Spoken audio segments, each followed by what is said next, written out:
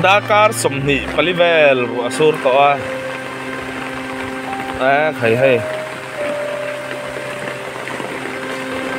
tùy hiền mình chim thấy rằng to ang réo mày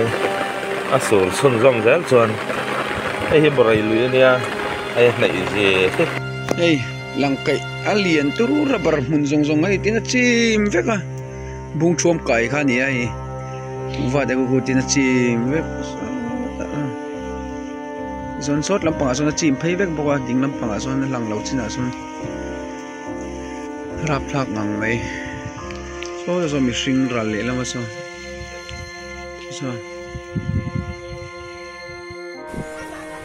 alu teu khop mai khulai kwa khu alu na tur ne khumi khu a then chuanin alu tali mai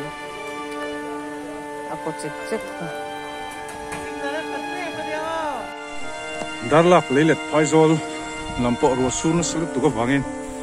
boi me ka tui khwa then khat a in sa a chim boka in sun sanga su samaya na hin boi me ka ni hei ngai vai ho te point sun chu ngai do na ni